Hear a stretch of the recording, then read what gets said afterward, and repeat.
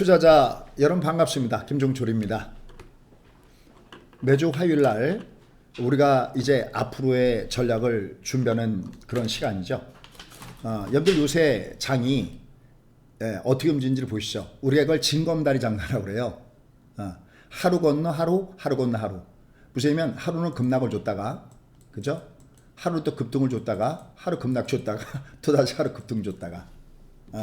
주거니 받거니 주거니 받거니. 자, 그럼 얘가 왜 이런가라는 겁니다. 자, 근데 이럴 때 이 장은 사실은 생각보다는 견조한 장이에요. 무슨 얘기냐면 한번 여러분들이 제가 항상 여러분께 그런 말씀이죠. 한번 객관적으로 야 내가 주식을 갖고 있으니까 아유 수님 이거 무슨 조종이 이게 작은 조종이니까 이렇게 대답하지 마시고요. 한번 이렇게 보시면 객관적으로 보세요. 이렇게 보시면 이 장이 엄청나게 올라왔습니다. 저 밑에 1439부터 3266까지 엄청나게 올랐는데 지금 위에서 조정받는 거 한번 보세요. 어떻게 생각하세요? 얘는 사실은 생각보다는요.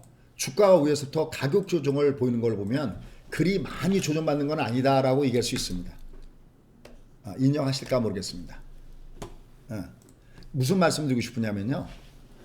얘는 지금 조정받는 게 우리가 겉으로는 최근에 시장 금리 여러분 일단 먼저 금리부터 좀 조절할게요. 금리 그럴 때는요. 금리는 나눈 기준에 따라서 기준 금리와 시장 금리로 나누고요. 나눈 종류에 따라 그렇습니다. 그 다음에 또 하나는 명목 금리와 그 다음에 실질 금리로 나눕니다. 여러분 이게 정리가 안 됐으니까 아주 여러분들 헷갈립니다. 기준 금리는 중앙은행에서 결정하는 금리고 이 기준금리 중심에서 여기다가 가상금리를 더해서 뭐 대출을 해준다든지 하는 것이 바로 기준금리고요. 시장금리는 말 그대로 그냥 시장금리예요. 우리가 얘기하는 뭐 10년 만기 미 국채 수익률 이거 시장금리를 얘기하는 겁니다. 그러니까 시중의 자금 동향 얘기하는 것이 바로 이겁니다.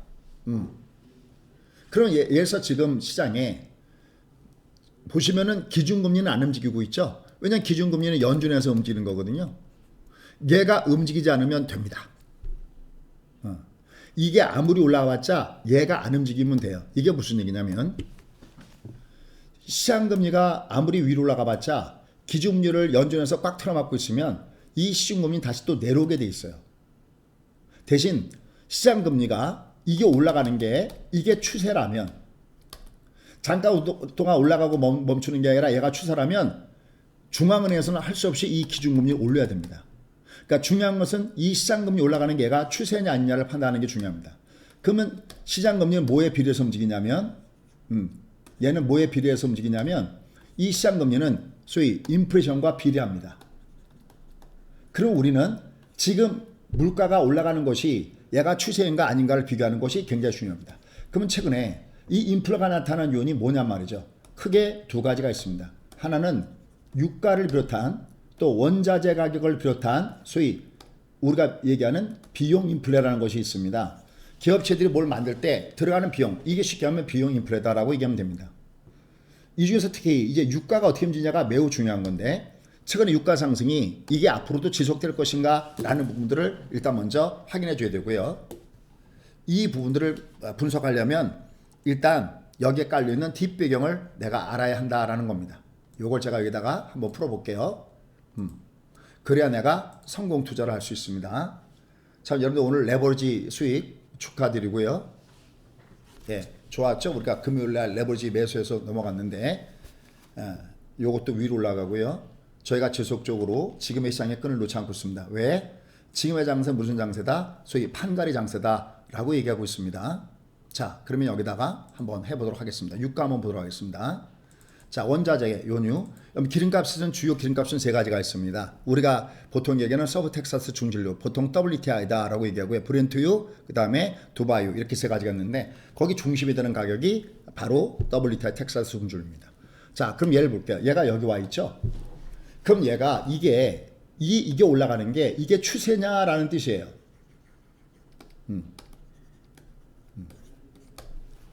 그럼 이게 만약에 추세라면 이거는 부담감을 줍니다. 이게 왜 추세라면 부담감을 주냐면요. 미국 증시 그냥 다우를 놓고 설명할게요. 여러분들 혹시 그린스폰 푸시라고 들어보셨는지 모르겠습니다. 천하의 그린스폰이 그렇게 잘하다가 한 번에 명성에 먹칠한 것이 있습니다. 바로 그것이 뭐냐면 빅쇼트의 영화의 주제가 됐던 바로 그 구간입니다. 여기 보시죠. 여기 보시면 2000년도에 IT 버블이 터지고요. 2000년에 여기 2001년도에 바로 9.11 테러가 터집니다. 그래서 여기서 아장창 무너지죠. 저때 금리가 6.5%대에서 1%대로 금리가 내려옵니다. 이 저금리를 그린스폰 회장이 상당 기간 유지를 합니다. 항상 언제나 동서고금을 막론하고 항상 위기가 터지면요. 항상 금융정책을 완화로 간다는 걸 꼭 잊지 마시기 바랍니다. 항상 모든 바닥은 금융바닥으로 잡아야 되지 절대 경기바닥으로 잡으려고 하시면 요번처럼 주가는 저만큼 갔는데 주가는 더블 나왔는데 한참 늦게 달아서 먹을 게 하나도 없습니다. 자, 그러면 이때 금리는 1%입니다. 이때 그린스폰 의장이 바로 이때 의장이었습니다. 근데 이때 어떤 잘못을 하냐면 이 연준의 의장은 누가 똑똑한 연준 의장이냐 그럴 때 연준 의장의 그 지표는 뭐냐면 누가 출구 전략을 제대로 세우느냐 이게 연준 의장의 최고의 하나의 덕목이다라고 얘기할 수 있습니다. 이런 얘기 많이 들어보셨죠? 파티가 진행 중일 때 누군가가 과감하게 펀치볼을 뺄 것이냐 누가 과감하게 접시를 뺄 것이냐 이게 너무 늦게 브레이크를 밟아버리면 원래 가던 그런 관성 때문에 결국 쾅하고 부딪히게 되고 그렇게 쾅하고 부딪히는 우리가 버블이 팡하고 터진다는 얘기가 바로 그겁니다. 여기 바로 2008년도에 버블이 터지면서 빅쇼트, 빅쇼트가 무슨 뜻이냐면 선물에서 롱 포션을 매수 포션을 얘기하는 거고 숏 포션은 매도를 얘기하는 겁니다. 크게 매도 포션을 취해서 대박을 터뜨렸던 것이 바로 이 빅쇼트 바로 이때죠. 그럼 왜 이렇게 했느냐? 이때 바로 버블이었다는 것이죠. 그죠? 부동산 버블이 빵 하고 터진 거죠. 하나만 참고적으로요. 지금 버블입니까? 그럴 때 지금 버블 맞습니다. 그런데요. 주식 버블입니까? 그럴 때 예, 주식 버블 맞습니다. 그런데요. 지금 주식 버블보다 더 심각한 건 부동산 버블이다라는 걸 말씀을 드립니다. 향후 이 버블은 제가 누차겠죠. 이 버블은 언제 터진다고 제가 했냐면 2023년도나 24년도에 버블이 터진다라고 얘기했습니다. 버블 터지면 모든 자산들이 대폭락을 주게 되는데 이때 가장 먼저 버블이 착살나게 터지는 것이 지금은 안 믿어지겠지만 이때 부동산 버블이 먼저 터질 겁니다. 이때도 부동산 버블이 먼저 터지는 겁니다. 그러면서 와르르 무너지게 됩니다. 이때 왜 무너지느냐? 적절하게 금리를 가지고 출구전을 해줘야 되는 것이 그린스폰 의장인데 그린스폰 의장이 이때 그만 브레이크를 너무나 늦게 밟아버립니다. 금리가 6.5%에서 1%대로 드롭한 다음에 한동안 1%의 금리를 유지하다가 언제 브레이크를 밟으냐면 2004년도 6월달부터 2006년도 6월달까지 이때 브레이크를 계속 밟습니다. 무려 17번이나 브레이크를 밟는데 결국 2차는 딱 가서 2008년도 리만 사태를 터치면서 뿡 내려가 버립니다. 그러면 왜? Why? 도대체 왜 이때 그린스폰은 실수를 했을까요? 이때 바로 2001년도에 바로 중국이 아시겠지만 WTO에 가입하게 되죠. 그러니까 중국산 제품들이 전 세계에 밀려들면서 중국이 뭐를 수출했느냐? 뭘 수출했다고 그래요? 보통 디플레이션을 수출했다고 그러죠. 중국의 싼 제품이 들어오면서 그린스폰 의장조차도 이게 인플레가 오고 있다는 것을 놓친 겁니다. 그다가 부랴부랴 브레이크를 늦게 밟았습니다. 그때 브레이크를 늦게 밟았을 때 그때 원인 제공하는 것이 뭐냐? 바로 원유 가격의 급등이었었습니다. 이때 100달러 이상 넘어갔던 거 아시죠? 좀 이따 원유 가격도 제가 시간이 되면 한번 보여드리겠습니다. 그러니까 얘가 이게 인플레이션이 이게 구조적으로 인플레이션이 오는 걸 파악하지 못하면 결국은 버블은 빵 하고 터지게 됩니다. 그때 여러분들은 여기서 당하지 않으려면 역사에서 미래의 답을 잡는다. 이걸 놓치시면 절대 안 되는 거죠. 이때 버블이 빵 하고 터집니다. 그러면 이걸 미리 한번 가볼까요? 여러분들 유가는 2014년도에 보면 유가가 104달러 이 정도까지 갑니다. 그다가 2016년도에는 유가가 30달러 밑으로 개박살 나면서 밑으로 빠지게 됩니다. 이런 어떤 메커니즘 이런 흐름을 모르면 여러분들 여기서 이걸 제대로 헤쳐나갈 수가 없습니다. 자, 보겠습니다. 보실게요. 인플레가 어떻게 오는지 버블이 어떻게 터지는지 제가 오늘 공개 강의를 했는데 너무 바빠서 이걸 다 미처 못했습니다. 자, 보시죠. 2014년도, 2014년도 여기 있네요. 유가가 100달러 위에 있죠. 우리가 이걸 가격 마사지라고 그래요. 100달러 밑창으로 오기만 하면은, 100달러 밑창으로 오기만 하면은 어떻게 합니까? 오펙에서 감산 조치 들어가죠. 그죠? 이게 여기서 확 하고 빠집니다. 왜 이렇게 드롭할까요? 바로 이때 치킨 게임이 발생됩니다. 누구하고? 오펙하고, 그 다음에 어디하고요? 미국의 셰일 업체하고 치킨 게임이 발생됩니다. 왜냐하면 오펙에서 캐내는 석유는 그냥 구멍만 뚫으면 돼요. 그럼 여기에 이미 많은 원유들이 고여있고 많은 천연가스 있기 때문에 여기다가 불만 붙이면 파이어 하고 불을 탑니다. 이게 기존의 오펙의 원유입니다. 그러니까 비용이 어떻게 될까요? 가격이 싸죠. 근데 쉐일이 무슨 뜻이냐면 퇴적층이다, 퇴적함이다 이런 뜻이거든요. 얘보다도 더 훨씬 많이 파고 내려가고요. 한 3배 정도는 더 파고 내려갑니다. 얘가 밑으로 파고 내려갈 때요. 이게 문제가 아니라 퇴적암층은 이렇게 층층이 깔려있기 때문에 얘는 수직으로 파면 되는데 얘는 수직이 아니라 얘는 수평으로 파고 들어가야 됩니다. 이만큼 3배를 더 파고 내려가서 수평으로 이걸 수평시추법이라고 합니다. 비용이 어떻게 될까요? 많이 늘죠. 수평으로 파고 간 다음에 여기서 멈추는 게 아니라 얘를 프래킹, 소위 수압 파쇄법이라는 걸 통해서 얘에다가 균열을 줘야 됩니다. 그래서 여기서 파냅니다. 그래서 비용이 월등하게 높습니다. 지금 예전에는 여기 이 쉐일 가격의 평균 BP 단가가 60달러, 배럴당 60달러인데 지금 많이 없어지고 기술이 개설돼 갖고 지금 대략 단가가 얼마 나오냐면 45달러 플러스 마이너스 한 이것도 다 달라요. 여러분들 여기 이 기존의 오펙에 있는 이 나라들도 사우디나 이런 데는 원가가 10달러도 안 됩니다. 그런데 다른 오펙 국가들은 비용이 10달러가 아니라 20달러, 25달러 이런 데도 되는 데도 맞듯이 여기도 가격이 천차만별입니다. 그러니까 이 유가를 죽여버리면 얘들이 다 망해버릴 것이다. 시추공을 닫아버릴 것이다. 성공했습니다. 근데 그로 인해서 자기들도 어마어마하게 출혈을 갖게 되죠. 이 쉐일 혐오를 잘 기억을 하셔야 합니다. 자, 그런데 이 유가가 보십시오. 최근에 올라갔습니다. 그죠? 그럼 얘는 기저효과. 그죠? 잠깐 동안이지만 마이너스를 찍은 다음에 얘가 올라갔잖아요. 근데 여기서 주목할 게 있습니다. 얘가 여기는 완만했죠. 여기서 갑자기 특히 여기 보시면 뭐 1월달, 2월달 활가처럼 쉬죠. Why? 과연 유가는 구조적으로 상승하는 것인가?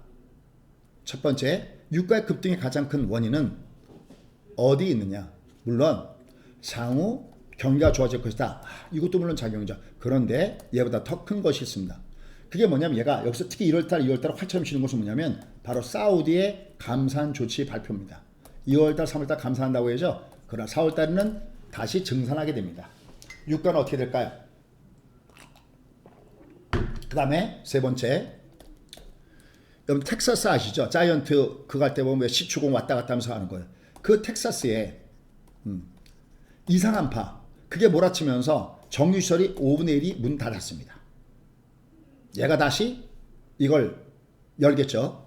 그 다음에 네 번째, 아까 얘기했던 대로 요 밑에는 셰일 오일이 BP가 맞질 않아서 많이 내오지 않았지만 얘가 45달러부터 60달러잖아요. 그럼 어떻게 될까요? 셰일 오일은 영향을 받지 않습니다. 다른데 오펙 국가들이 감산하자 아니면 비오펙, 야 러시아 너희들 좀 감산해. 말 안 됐죠 얘들도. 하물며 셰일 업체들은 나라에서 어떻고 저쩌고가 아닙니다. 다른 석유는 국영이죠. 나라 것이죠. 셰일 오일은 나라 것이 아닙니다. 그러니까 닫아라 열어라 이렇게 할 수가 없습니다. 셰일 오일의 증산이 나올 수 있겠죠. 물론 앞서 설명드렸던 대로 향후 경기에 대한 회복 때문에 자연 증가분은 있겠지만 이렇게 급속도로 증가하지 않는다는 거죠. 그러니까 얘는 유가가 구조적으로 상승하지 않고 있다는 것을 여러분이 염두에 둬야 됩니다. 그렇죠?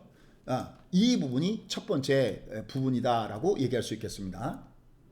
그 다음에 두 번째, 우리가 그걸 비용 인플레라고 하고요. 그 다음에 두 번째는 수요 인플레이션인데요. 수요 인플레이션은 말 그대로 소비가 증가해서 늘어난 인플레이션입니다. 그럼 우리가 가장 중요한 것이 보복 소비죠. 그죠? 보복 소비. 그러면 얘가 여러분 생각 어떠세요? 만약에 애들이 문을 딱 열죠. 가게고 문을 열고 백신을 맞아서 집단 면역이 생기면 극장도 가야 되고요. 여행도 가야 되고 가야 되겠죠. 그러면 2020년 대비 올해 2021년대는 보복 소비 늘겠죠. 근데 이미 이것이 주가에 반영되고 있어서 먼저 올라간 거 아니겠습니까? 얘가 만약에 내년에도 2022년도에도 보복 소비가 늘까요?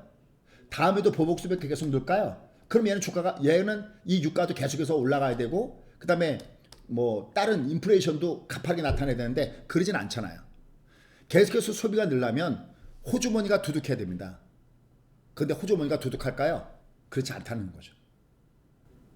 그러니까 현재 인플레이션은 보세요. 현재 인플레이션은 기저효과 플러스 얘가 이제 나아지면 주변 여건이 나아지면 얘들의 소비가 많아질 거야 해서 올라가는 붐이다라는 겁니다. 그러니까 얘는 추세적인 인플레이션이 아니다라는 겁니다. 다시 말씀해서 찐 인플레이션이 아니다라는 겁니다.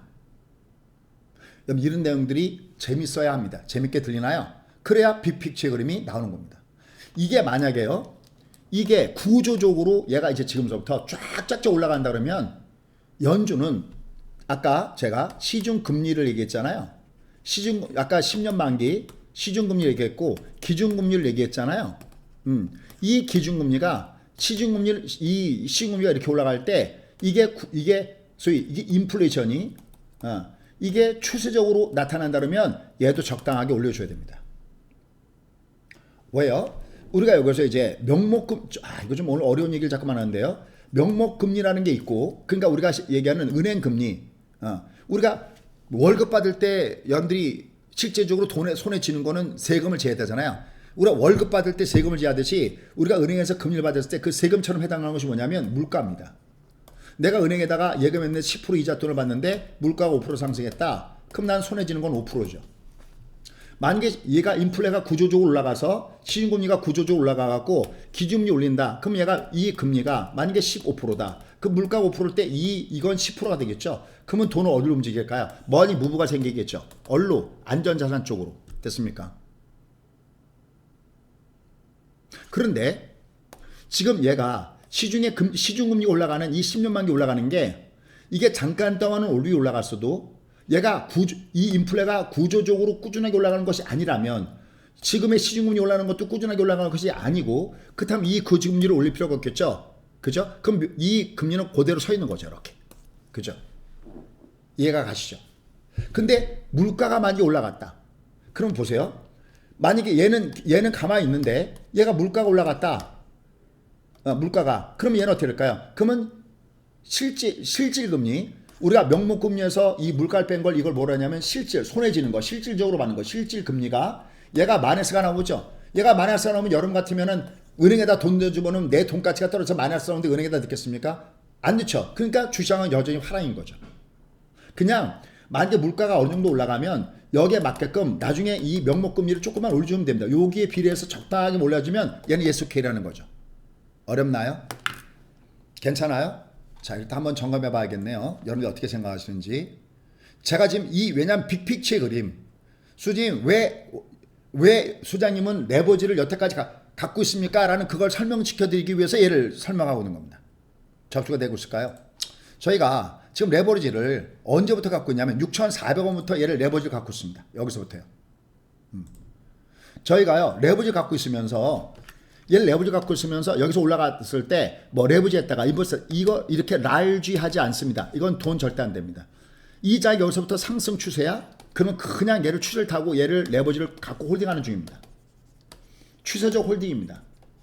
이게 주가가 올라가다 내려갈 것 같잖아 이렇게요. 그럼 여기다 인버스를 섞어서 해체를 합니다. 그러면 레버지에서 올라갔던 수익률이 얘가 내려가면 손실 나올 때 이게 이렇게 손실 나올 때 여기다 인버스를 섞어서 수익률을 수평으로 맞춰 놓은 다음에 다시 올라갈 것 같다면 인버스를 없애버립니다. 이걸 양매수 플레이라고 합니다. 접수가 되고 있나요? 그래야 얘가 수익을 주고 있는 겁니다. 그래서 얘를 여전히 20% 갖고 있다가 오늘 올라갈 때 5% 정리했나요? 오늘도 여러분들 기가 막히게 정리했죠? 올라갈 때 정리한 게. 오늘 보시면 여기 볼까요? 얘는 오늘 올라갈 때 아침에 제가 오늘 공개가 있었기 때문에 올라갈 때 얼마에서 정리하냐면 아침 시가 대비 위에서 정리했습니다. 얘를 올라갈 때 알아들으면 알아듣는 시그널을 중간중간에 보내주십시오. 자, 여기를 종표시를 눌러보면요. 아침에 여기 보시면 아침에 이미 장이 시작할 때 아침 여기 어디 있나요? 아침에 여기 있네요. 아침에 칼 같은 정리였습니다. 오늘 어디 정리하면 아침 시가가 5일평선 위로 시작하면 시가와 시가 위에서 반은 정리한다. 그죠? 여기요. 아침에 올라갈 때 아침에 역시 뭐 매수의 원인은 뭐 벌써 한 1년째 매수의 원인이고요. 20%면요. 1억당 20%면 지금 4천만 원을 갖고 있는 거는 똑같은 거죠.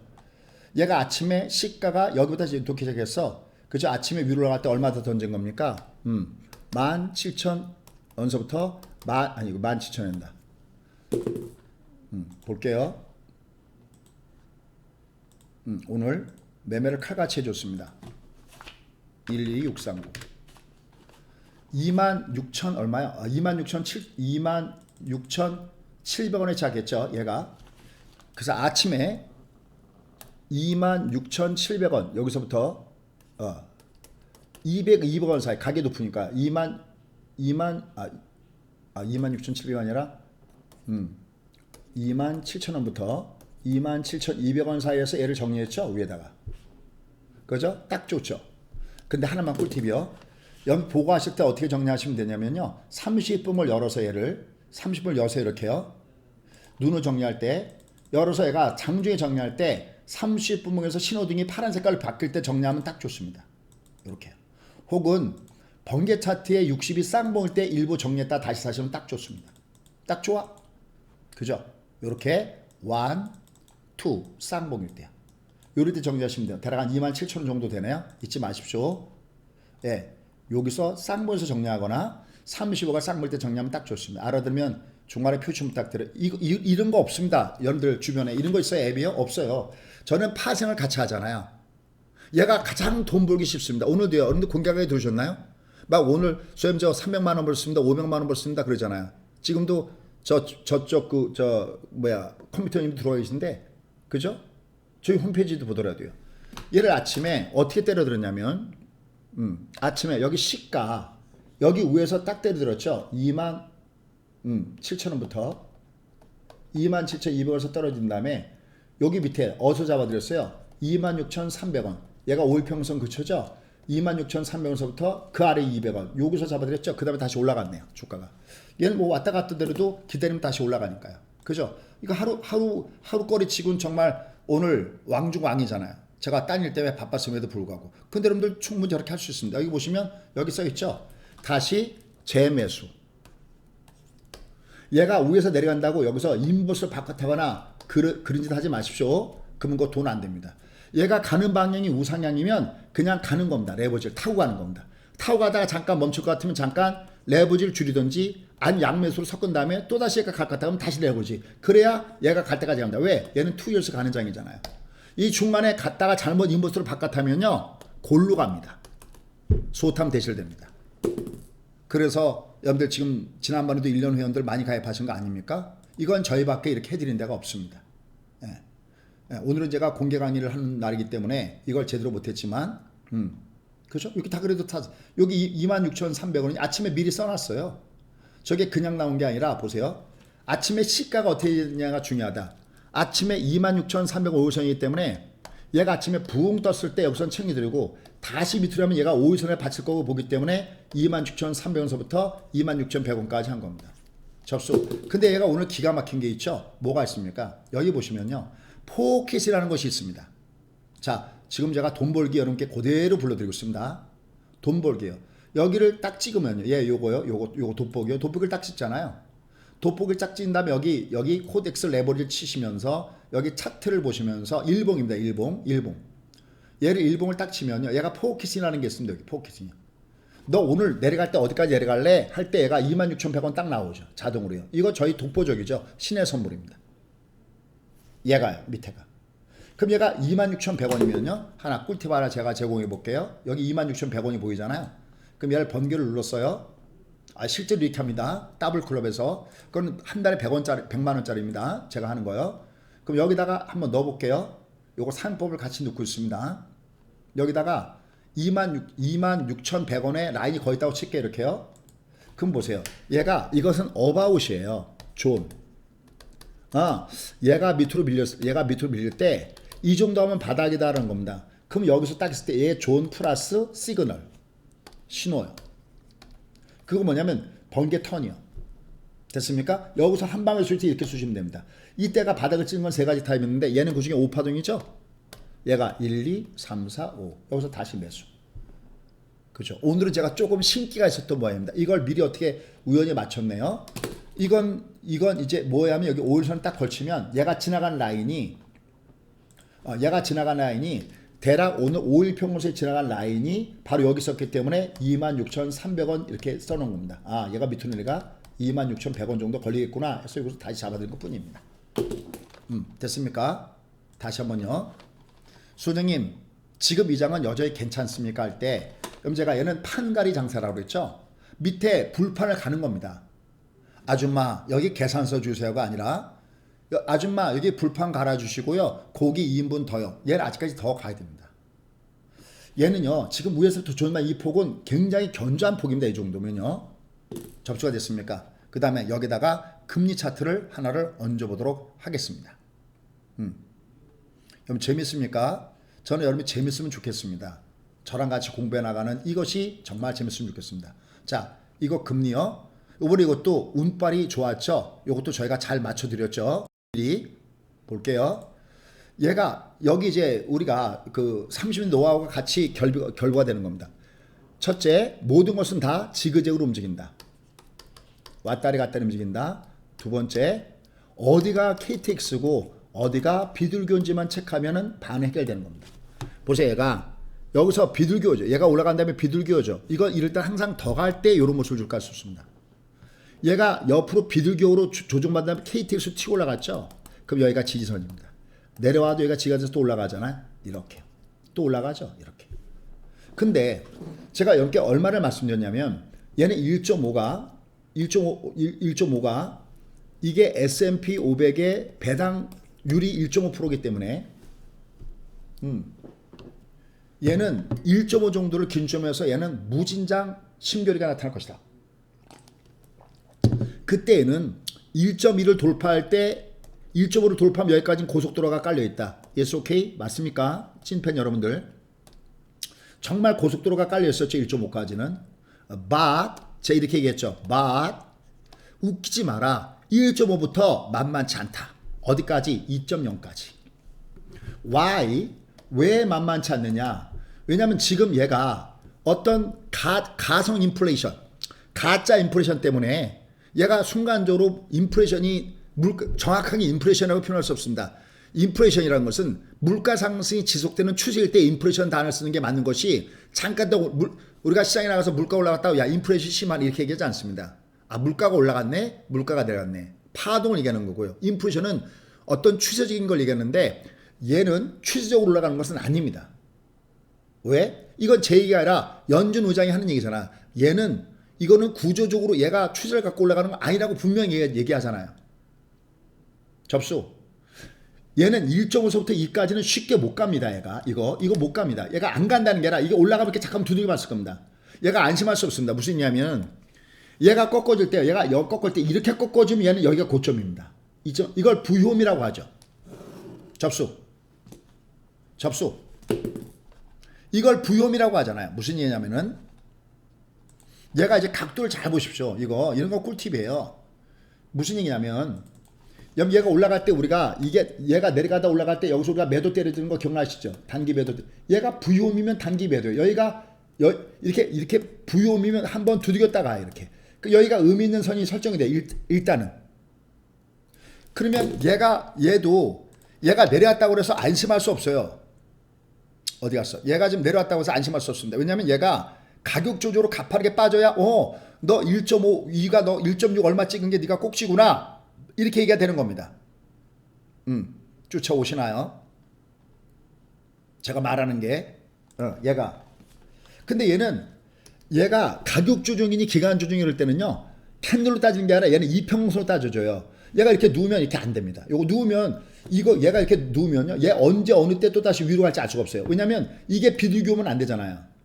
얘는 봐봐. 얘는 이게 올라갈 때 KTX로 올라가는데 얘가 비둘기면 얘는 아직까지 상단을 열어놔야 됩니다. 다만 만만치는 않을 것이다 여기가.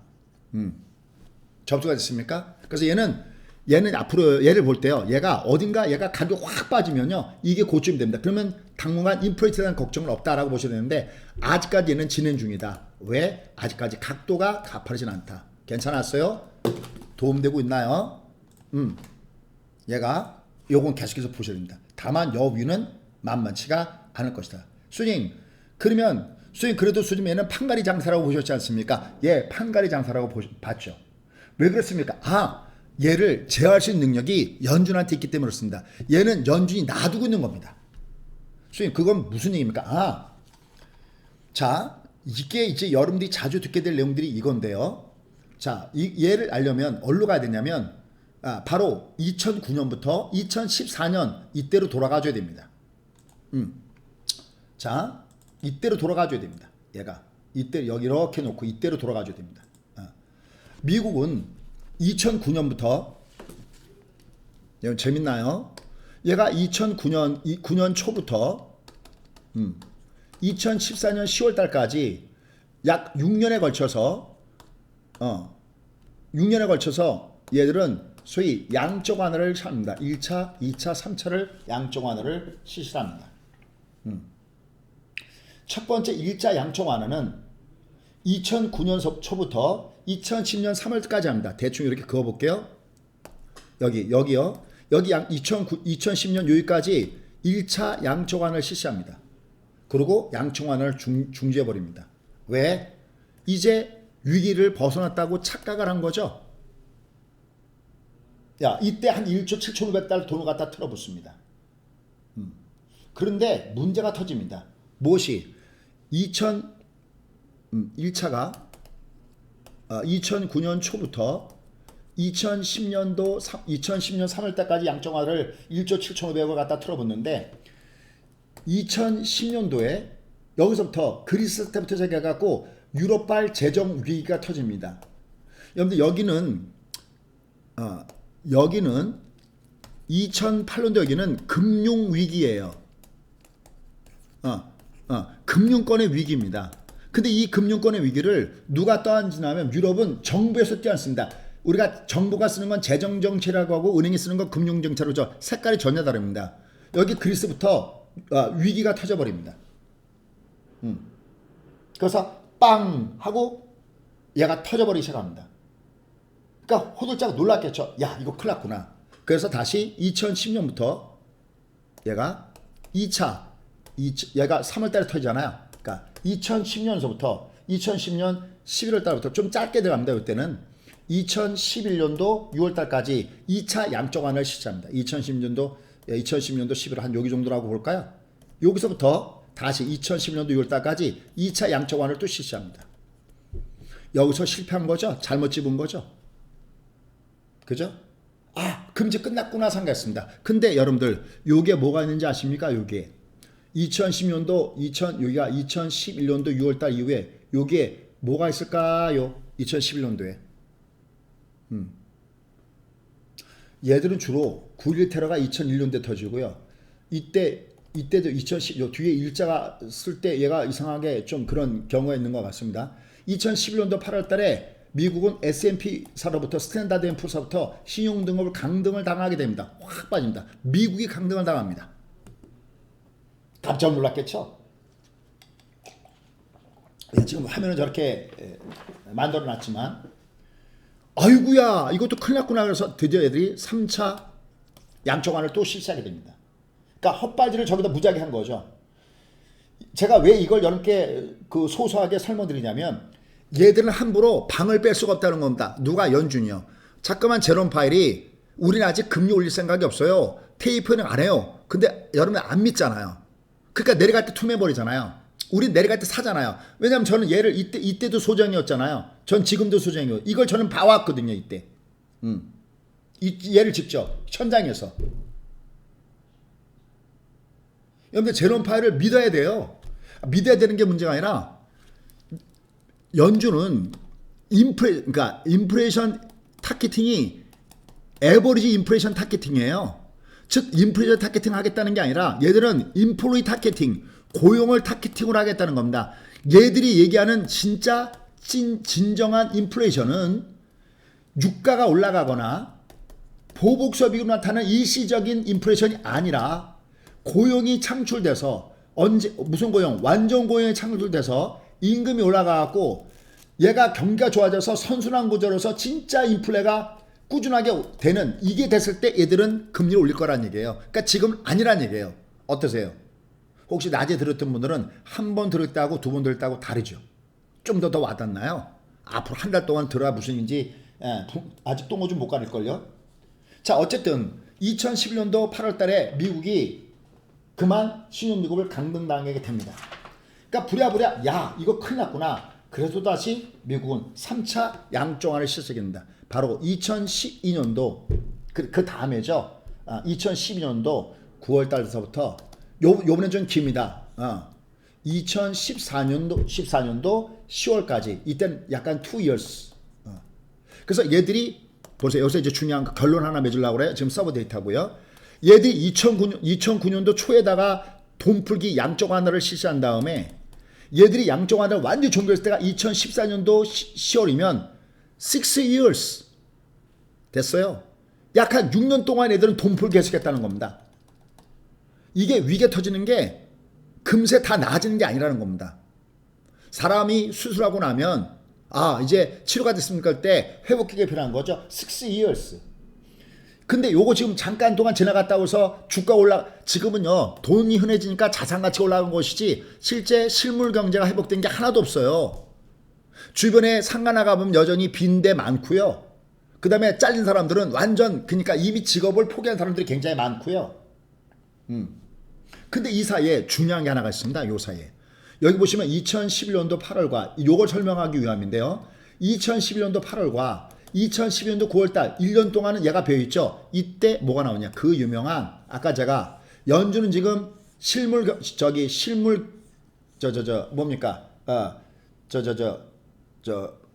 연준이 움직일 수 있는 금리는 연준에서 결정하는 기준금리 말고요. 시장금리 10년 만기 국채 수익률이 올라가는데 얘를 놔두고 있지 얘들이 능력 없어서 가만 놔둔 게 아니라 얘들이 얘를 제어할 수가 있습니다. 시장에서 10년 만기 국채를 그냥 사버리는 겁니다.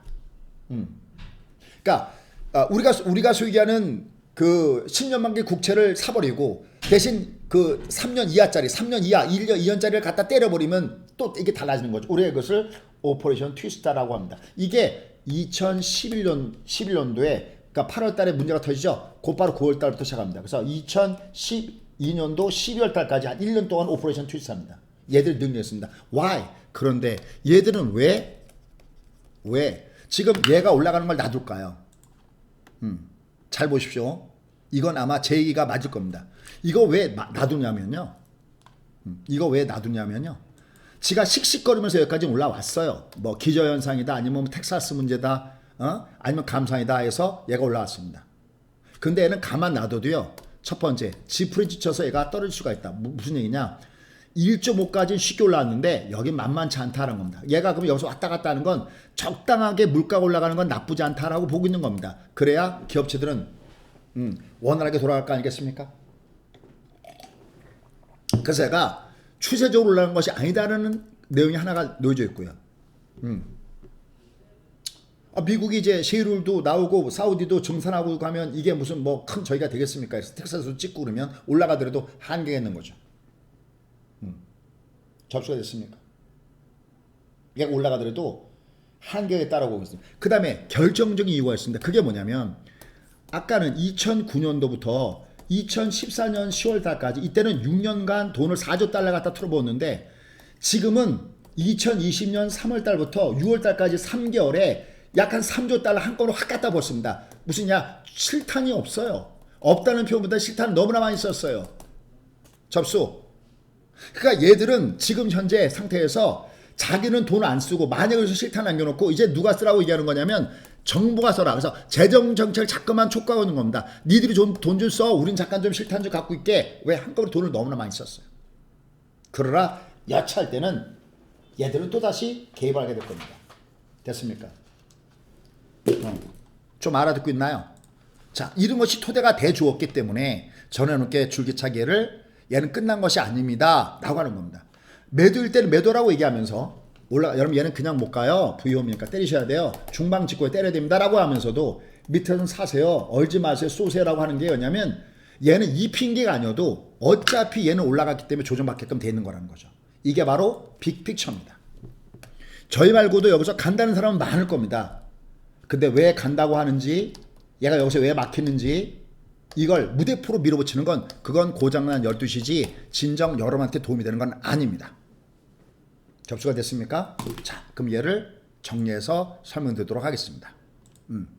이제 여기에 같이 결부된 내용을 요번에 저희가 특강을 통해서 여러분께 자료로 제가 만들고 있습니다. 여러분께 논하드리도록 할 예정이 있습니다. 요번에 1년짜리 회원 가입하신 분들 계시죠? 아, 저희 저런 거 정말 잘합니다, 여러분들. 여러분들, 제가 오늘도 그 얘기했는데, 주변에서 어쩌고 저쩌고 얘기하는 사람 많아도요, 이거 여기다 심어놨나 모르겠네. 저희가 레코드도 괜찮고요. 레코드요. 레코드 있나? 오늘 아침에 준 레코드 있나? 박과장? 박과장! 아침에 저기 뿌렸던 레코드 여기 있어? 아침에 뿌렸던 레코드 어디 있어? 조모 레코드 어디 있냐고 아침에 우리 강의했던 거 찾아보라고. 좀 잘 봐요. 여러분들 시장 분석은 틀리지 않습니다. 왜? 얘는 뭐가 되니까 다시요. 시장 분석은요. 얘는요. 여전히 2 years. 됐어요? 흔들지 마세요. 같이 할게요. 됐어요? 2 years. 다만 2 years인데 얘는 지금 어떻게 하냐면 등거리 법칙. 제발 공부하면서 합시다. 여러분들 무슨 얘기냐면 주가가 이렇게 올라갔으면 등거리로 조정을 줬다가 됩니다. 이렇게 올랐으면 쉬었다가 됩니다. 근데 이번에는 이렇게 솟았어요. 여기에 2배가 솟았어요. 그러니까 얘는 터널을 좀 더 많이 지나가야 됩니다. 이상한 것이 아닙니다. 등거리 법칙으로 얘는 눌러줬다가 가는 겁니다. 그래서 얘는 터널 장세다라고 합니다. 그러나 이것이 끝난 다음에 주가는 상단으로 올라가야 된다. 왜? Why? 주가는 올라갈 때 2개의 바닥점을 지나간다. 그 중에 하나가 유동성 바닥이고 그 다음에 바닥이 하나가 실적 장세 바닥이다. 됐어요? 그럼 지금 금리가 올라가는 게 나쁘냐? 얘는 사실 나쁜 게 아닙니다. 이것까지 설명하면 시간이 많이 갑니다. 이거는 오늘 이거 혜택 어딨나? 여기 있네요. 여기에 보시면 자 이거 지난번에 앞에 기수 많이 했는데 아마 제가 봤을 때 이번 토요일 날 정도 마감될 것 같습니다. 이게 저희가 이거 지금 다음 주 정도. 근데 이거 똑같이 EBM이 어쨌든 예를 보면요. 얘가 3월 14일 날 5시부터 진행합니다. 여기에 제가 지난번처럼 자료집을 만들어서 드리도록 하겠습니다. 왜냐면 이 자료집에는 단순한 기법이 아니라 이 장의 빅픽처. 이거 한 장짜리 어디 갔지? 여기 밑에 있구나. 이걸 만들어서 드릴 겁니다. 여기요. 이걸 만들어서 드릴 겁니다. 여기 빅픽처 여기요. 여기 유동성 장소와 실적 장소 구별하는 방법. 그다음에 얘가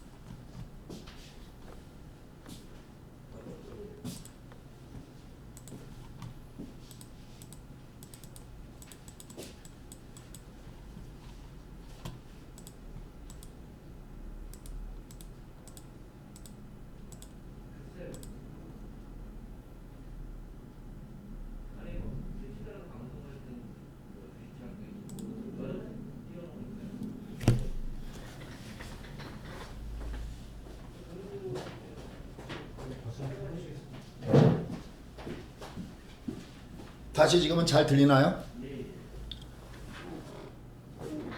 다시 지금은 잘 들립니까? 소리는 돌아온 것 같습니다. 소리는 돌아온 것 같습니다. 맞아 갈게요. 여기 강의 굉장히 재밌는 강의죠?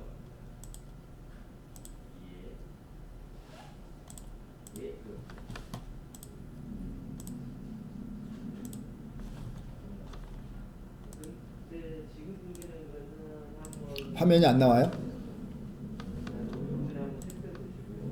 예, 화면 지금 만지고 있으니까 잠깐만요.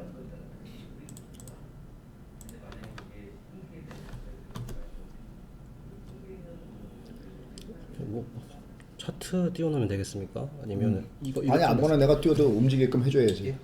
나와요? 나옵니까 여러분들? 자 다시요. 자 잘 보십시오.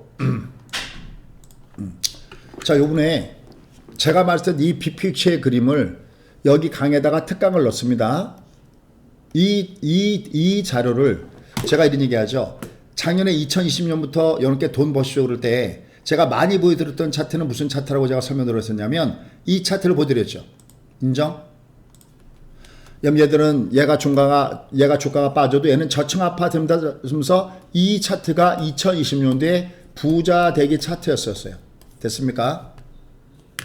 됐습니까? 근데 이제 지금은 이 차트가 아니라 왜? 잠시만 홈페이지 쪽에 잘 안 보이신다 그래서.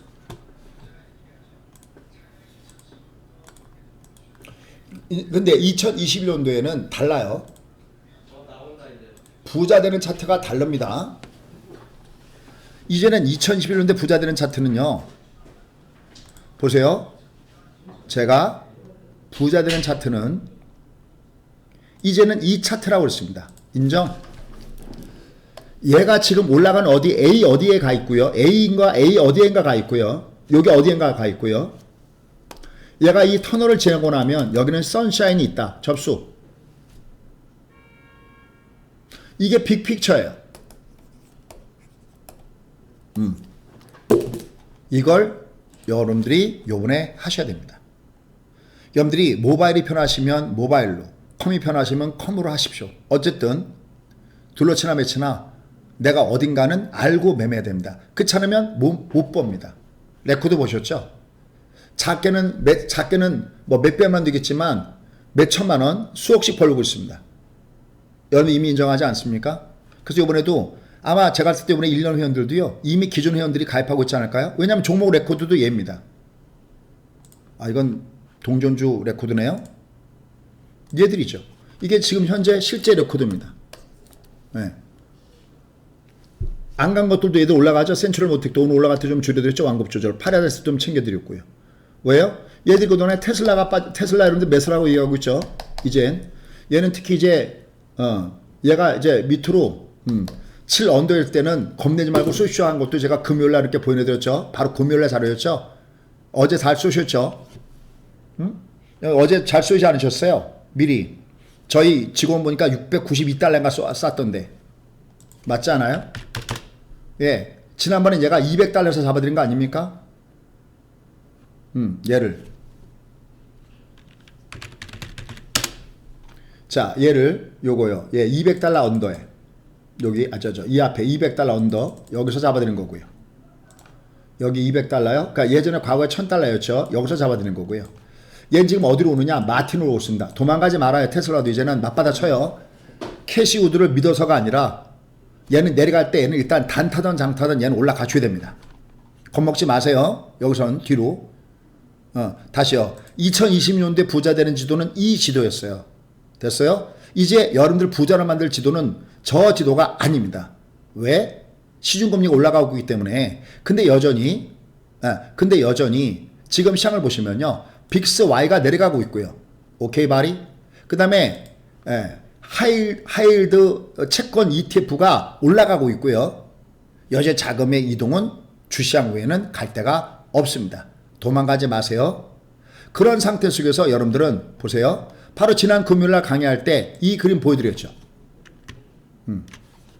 그죠? 이 그림 보여드렸잖아요.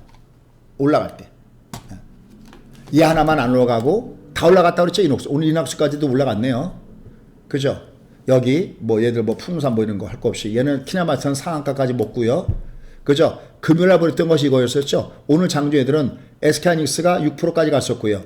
유니온은 11%까지 갔었네요. 얘들은요. 그러니까 얘는요. 우버처럼 장투로 가져가서 벌고요. 복리 더블로 버시고요. 얘들은요. 파다닥이요. 물론 이게 우버 주식도 있는데 파다닥. 변동성이 심하면서 올라갈 때 먹고 나갈 수 있는 거예요. 얘가 다음에 내려가는 거 무슨 상관 있습니까? 얘들 지금 월말 공략주도 한 종목 빼놓은 모두 성공했죠. 딱 하루 만에 접수. 얘는 월말 공략주는요 2%씩 모는 건데 딱 하나만 2% 안 갖고 나머지 2%다 올라갔죠. 이거 2% 쓰면 싹 매도가 다 됐잖아요. 됐습니까? 내가 모르고 번 돈은 이게 내 돈이 안 되는 겁니다. 여러분께 이 공식을 역시 여러분께 이번에도 전수해 드리도록 하겠습니다. 자, 그래서 이거 잠깐 안내 좀 하고 가겠습니다. 제가 제일 좋아하는 거예요. 저 혜택입니다. 소위 얘기해서 얘는 계좌 플러스, 얘는 우보 주식도 공략하는 거고요. 뭐 지금 삼성전자, 현대차 뭐 이런 것들, 그죠? 카카오 이런 것들요. 얘도 하시고요. 더블 공략주, 이게 33만 원이잖아요. 얘를 1년 치면 396만 원인데 198만 원에 내가 반값으로 뭐 하는 부분들이 필요하다라고 판단됩니다. 요거 정말 좋습니다. 여기다 브로마이드까지 전부 다 드리니까요. 꼭 내 거 만들어 오시기 바랍니다. 자, 예를 들어서 얘를 한 줄로 정리해서 여러분께 이걸 마무리해서 해드리고 그 다음에 종목 군단들도 한번 말씀을 좀 드려보도록 하겠습니다. 자, 뭐 어려운 건 아니니까요. 내가 매매해서 알고 매매하는 게 좋습니다. 자, 얘는 두 개 바닥점을 다진다. 지금은 실적 장세의 바닥이다. 그 다음에 방금 보셨죠? 연준의 행보. 얘들은 쉽게 소위 유동성 공급을 멈출 수 없다. 방금 얘기했죠? 됐죠? 지난 2009년도의 모양을 보면 6years, 6년간 이미 2009년부터 2014년 이미 공급을 해왔다. 얘는 진짜 진성 인플레이션이 아니라 얘는 아직까지는 아니다. 진짜 얘들이 인플레이션을 할 때는 어떻게 될 때 인플레이션이 아니라 그러니까 인플레이션 타겟팅이 아니라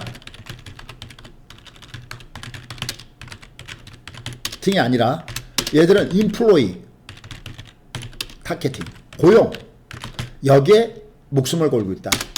그러니 지금은 겁내지 마라. 다만 지금은 터널 장세다. 그냥은 못 간다. 등거리 법칙으로 제꼈다가 된다. 그러면서 나는 어떻게 돈 벌기 전략을 써야 될 것이냐. 하나는 우보 주식으로 돈 벌어야 되겠고 하나는 파다다. 복리 더블로 가자. 이건 레코드 방금 보여드렸죠. 두 가지를 동시에 하는 전략이 바로 여기에 있다라고 말씀을 드렸어요. 자, 그러면 여러분들이 보셔야 될 주요 종목군단들 말씀드리겠습니다. 아까 여기서도 몇 번 선보였죠. 제가 삼성전자는 이미 갖고 있는 거고요. 삼성전자, 뭐 현대차 이런 건 갖고 있는 거고요. 아까 그다음에 SK하이닉스도 여기서 두 번 연속 공략해서 다 성공했죠. 하여튼 SK하이닉스는요. 조정 받을 때마다 죽죽하십시오. 얘들은 경기 민감성 종목이기 때문에 SK하이닉스 얘들은 계속해서 공략 포인트로 잡아가시는 것이 필요하다라고 판단되고 있고요. 하이닉스요. 그 다음에 이오테크닉스 같은 거 이런 것들요. 저점에서 다시 한번 관심 갖고 보셔야 됩니다. 자, 이런 것들은 미세공정 전환, 그 다음에 레이저 어린이 장비 이런 쪽에 굉장히 메리트가 있고 기간 조정 받은 상태 조정있기 때문에 괜찮습니다. 이 반도체 쪽은요. 소위 빅사이클이 있습니다. 제우스 얘들도 마찬가지입니다. 세정정비 전문 업체죠. 그 다음에 모바일 리더 한번 바뀐 세상은 쉽게 불편한 세상으로 돌아가지 않습니다. 얘들도요. 하단에서 밑에 움직이기 시작하고 있습니다. 그 다음에 테스나 역시 삼성전자의 낙수 효과가 계속해서 예상이 된다라고 보시면 되겠습니다. 그 다음에 현대차 얘도 장투잖아요. 만도 이것도 조정받고 있죠. 밑에 마티 넓어지고 있죠. 얘 내려올 때마다 이제부터는 줍줍 하셔도 됩니다. 저희도 이거 이미 갖고 있기 때문에. 그 다음에 한화 시스템 그죠? 위성, 그다음에 UAM 다 포함됩니다. 이것도 저희가 갖고 있는 건 갖고 있다고 얘기할게요. 저 종목은 저희가 갖고 있지만 없는 분들은 관심 갖고 보셔야 된다는 겁니다. 그다음에 JYP, 예, 포스트 코로나 이후를 겨냥해서 얘들도 이제는 서서히 관심 갖고 보셔야 됩니다. 꿈틀꿈틀 꼼지락꼼지락 거리고 있죠. 그죠? 그다음에 메리츠 화재, 이들 종목군들도 여전히 저점에서 매수가 있다라고 보시면서 얘들을 가져가시겠습니다. 이들 종목군들 중에서 뭐 그 외에도 뭐 현대공업, 뭐 삼천리 자전거, 그런 가벼운 것들, 리노공업, 뭐 덕산 네룩스 이런 것들 전부 다 포함이 됩니다. 내가 매매할 때 어떻게 매매하느냐라는 것들은 내가 알고 매매하지 않으면 나는 돈을 벌 수가 없습니다. 그러려면 여러분들은 어떤 매매를 하시는 것이 필요한 부분이냐, 바로 내가 알고 매매입니다. 우보는 우보 주식대로 가줘야 되고요. 그 다음에 복리따블은 복리따블로 가줘야 됩니다. 그걸 여러분들 하셔야 됩니다. 그래서 이번에 저희가 이건 지금 가격이 굉장히 쌉니다. 이건 뭐 거의 반값이잖아요. 그죠? 이거 33만인 건 여러분 아시죠? 그리고 얘네들은 정말 저희가 이번에 강의를 통해서 노하우도 공개할 테니까요. 간략하게 한 3분 정도만 설명을 더 들으시고요. 여러분들 가입을 해주시면 될 것 같습니다. 자, 안녕하십니까. 김광수 팀장입니다. 이번에 저희가 지난 주말부터 2021년 KGC 패밀리 1기 모집을 하고 있습니다. 정말 많은 분들이 관심을 뜨겁게 보여주셔갖고 이게 언제 조기 마감될지는 모르겠지만은 일단은 이번 주 토요일까지는 무조건 진행을 하자라고 저희들이 외치고 있습니다. 일단 뭐 저희들이 가장 잘하는 게 뭘까요? 결국 우리 회원분들한테도 이번 느끼시겠지만은 마디존에 대한 부분들, 그래서 이번에 급등락 장세를 이용해서 하단 공략하고 위로 짧게 정리하는 그런 매매 전략을 구사해드렸는데 그대로 마디존 장세 이어지고 있고요. 또 지난 주말에도 이런 말씀 드렸습니다. 그러니까 우리는 그 시장에 따라서 흔들리지 않는다는 거죠. 그래서 뭐 지난 주말에 할 때만 해도 미증시가 이렇게 급등할 줄 몰랐지 않습니까? 그래도 우리 회원분들한테 막 예고를 드렸어요. 어떻게 드렸냐면은 시장이 하락을 해서 월요일, 화요일날 반등을 준다면 그 반등을 이용해서는 줄이겠다. 그래서 우리 센트럴 모텍도 보유했던 거 줄이고 파라다이스도 크지 않지만 수익 내고 정리를 했습니다.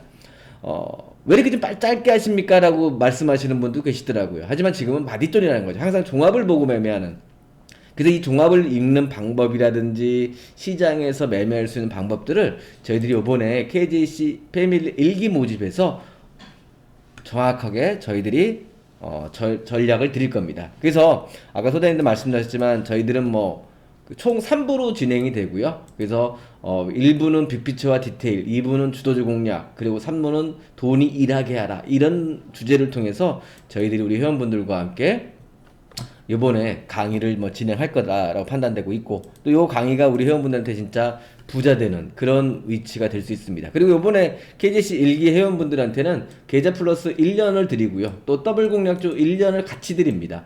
뭐 1개월 플러스 1개월도 아시아 33만원입니다. 근데 이걸 12개월을 드리는데 가격이 많이 다운되죠. 그래서 우리 회원분들 요거는 뭐 계좌 플러스 1년 더블 공략주 1년 상품이 아니라 교육 상품이라는 거 잊지 마시고요. 그리고 이제 먼저 우리 회원분들 가입하시는 분들한테 저희들이 브로마이드 4종 세트도 함께 드리니까 일단 우리 회원분들 걱정하지 마시고 요번에 저희들과 함께 이 마디존 이후에 또 방향성을 잡을 때도 제대로 수익을 내지 않겠습니까? 그리고 항상 저희들은 우리 회원분들한테 그 매매할 때마다 뭐 가장 많이 물어보시는 게 이거예요. 문자로 줍니까? 그러니까 예, 카카오톡 문자로 드리고요. 카카오 문자가 아니더라도 이렇게 푸시를 통해서 저희들이 계속 보내드려요. 아침에 레버리지 인버스, 뭐 센트럴 모텍 정리 매도, 파라다이스 매도, 그러니까 파라다이스 매도해드렸고 센트럴 모텍 이게 매도해드린 거예요. 그리고 레버리지 인버스 해드리고 계속 저희들이 관리를 해야 된다는 거죠. 물론 뭐 주가가 하락하면 또 손실나는 종목들이 있겠지만 그 손실나는 종목들을 그냥 뭐 손절 이게 아니라 계속 추적해서 저희들이 계속 관리해 드린다는 거죠. 그리고 아니면 정리했다가 다른 종목으로 교체 매매해 드리고 이런 마인드를 통해서 우리 회원분들한테 계속 수익률 게임을 드리니까 이번 2021년 KGC 패밀리 모집에 진짜 많이 참여해 주시기 바라고요. 이 패밀리 모집은 일단은 뭐 이번 주 주말까지는 이어질 수 있지만 이게 너무 많은 분들이 참여하시다 보면은 먼저 조기 마감될 수 있다는 것도 생각해 주시고요. 그래서 만약에 이제 가입하는 순간부터 사용할 수 있으니까 내가 좀만 더 보고 이러지 마시고요. 먼저 가입하신 다음에 하십시오. 요게 끝나고 나면은 뭐 뭐 회원분들이 여러 같은 요구가 있으면 또 다시 할 수는 있겠지만은 이 패밀리 모집이 그렇게 많이 하는 부분들은 아니기 때문에 저희들과 함께 하시면 좋은 기회가 될 거라는 말씀을 드리고요.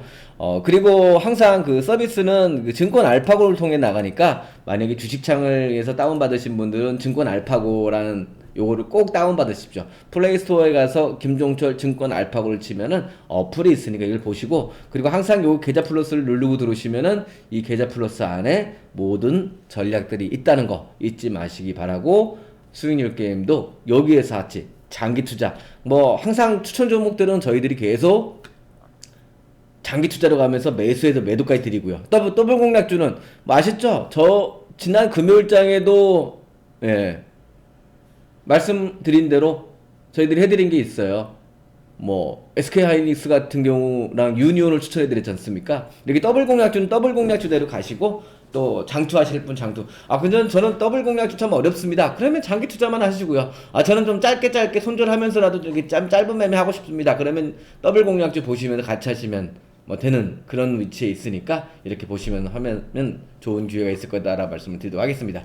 자, 오늘 우리 회원분들과 함께한 방송은 여기까지입니다. 그래서 화요일 우리 지금 계좌 플러스 오늘 공개 방송은 여기서 마감을 하고요. 또 증시전망대 같이 들으신 분들도 고생 많으셨습니다. 앞으로 장세가 마디존에서 좀 어떻게 흘러갈지 모르겠지만은 금리라든지 여러 가지 뭐 부양책의 가결이라든지 뭐 백신이라든지 이런 부분들이 계속 올 거예요. 하지만 우리는 그런 거 걱정하지 않고 시장에 있는 그대로, 우리가 시장을 이끌어가는 게 아니라 시장을 제대로 쫓아가는 추적 매매, 그렇게 하면서 시장 수익률 게임을 따라가는 전략이 필요하다는 말씀을 드리면서요, 오늘 방송은 여기서 마치도록 하겠습니다. 화요일 3월의 첫날, 그리고 계좌 플러스 공개 방송 마무리하고요, 저희들은 내일 아침 그래서 찾아뵙도록 하겠습니다. 감사합니다.